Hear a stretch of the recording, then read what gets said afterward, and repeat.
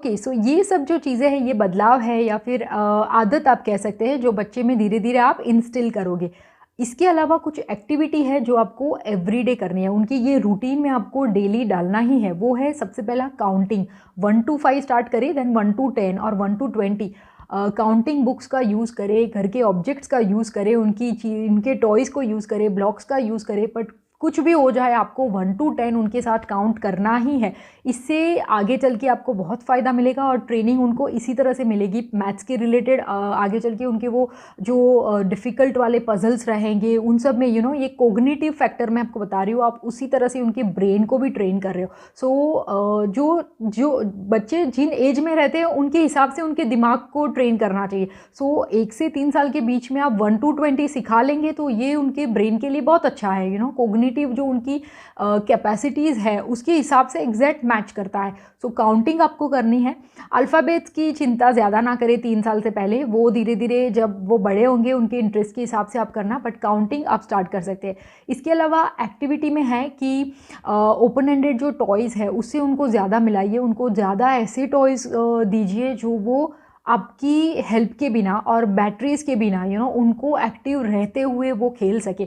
सो धीरे धीरे क्या होगा, आप उनको ट्रेन कर रहे हो खुद से खेलना सीखना। Independent play is very very important और ये आपको अचीव कर ही लेना है। 1.5 से 2 साल के जो बच्चे होते हैं उनको ये सबसे ज़्यादा स्ट्रगल रहता है। अगर आपका बच्चा 2 साल के अंदर का है तो आप फील भी करोगे कि आपका बच्चा अगर कुछ खेलना चाहता है तो आपको उनके साथ बैठना पड़ता है। तो धीरे धीरे करके उनका टॉयज़ का सिलेक्शन है जो वो ऐसा करिए कि जिससे वो खुद उसके साथ खेल सके। जैसे कि ट्रेन ट्रैक्स है, ऐसे टॉयज़ लाइए, उसमें आप उनको आपकी ज़रूरत नहीं है। शुरुआत में बैठिए, फिर धीरे धीरे निकल जाइए। सो टॉयज़ का सिलेक्शन भी ऐसा करिए जिससे उनमें इंडिपेंडेंस आए। इसके अलावा आप उनको घर के कामों में भी थोड़ा इन्वॉल्व रखिए। ऐसा नहीं है कि छोटे बच्चों से कुछ काम नहीं काम नहीं करवाना है, बट उनको सिखाना है। थोड़ा भी अगर इंटरेस्ट वो ले रहे हैं तो उस अपॉर्चुनिटी को मिस ना करें और उनको डेफिनेटली अगर वो उनको खुद से शूज़ पहनना है तो पहनने दीजिए।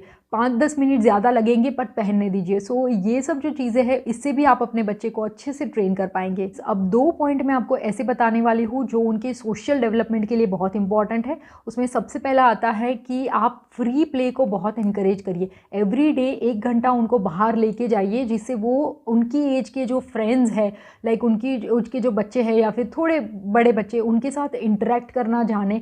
इंटरेक्शन वो पहले नहीं करेंगे, पहले वो ऑब्जर्व करेंगे क्योंकि कोऑपरेटिव जो प्ले होता है वो बहुत पीछे का स्टेज है। 2-3 साल तक बच्चे सिर्फ ऑब्जर्व करते हैं या फिर उनके दोस्त भी अगर खेल रहे तो भी वो अपना खुद का खेलेंगे। But free play is very important. बच्चा थोड़ा एक्सप्रेसिव बनता है और सोशलाइज आगे चल के वो ग्रुप में खेलना सीखेगा, शेयर करना सीखेगा चीज़ों को, और ये भी एक बहुत इंपॉर्टेंट फैक्टर है। इसके अलावा घर पे एक एक्टिविटी आपको करनी है। आपको जो नर्सरी राइम्स हम सिखाते हैं उसमें टीवी या मोबाइल का यूज़ ना करते हुए आप उनको एक्शन राइम्स सिखाइए।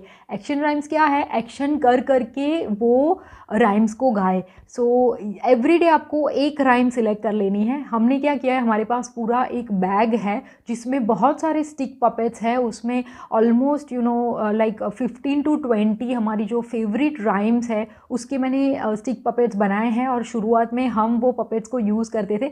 Now my daughter loves to use those puppets और एवरी डे जब भी उसका मन होता है तब वो पपेट्स लेके आती है और हमारे सामने वो परफॉर्म करती है एक्शन कर करके। सो इससे क्या होगा, आप अपने बच्चे को एक्सप्रेसिव बना रहे हो।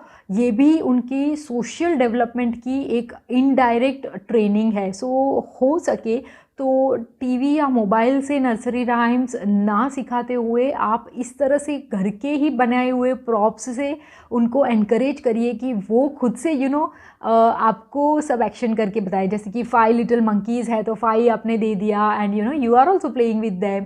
सो इससे आपकी बॉन्ड भी बढ़ेगी, वो आप उनको लगेगा कि आप उनमें बहुत इंटरेस्ट ले रहे हो और जितना वो आपसे कनेक्टेड रहेंगे उतना वो आपको कोऑपरेट करेंगे। सो ये सब बदलाव करके आप अपने बच्चे का बेस्ट डेवलपमेंट प्रमोट कर सकोगे और अच्छी आदतों के साथ उनको ट्रेनिंग दे पाओगे।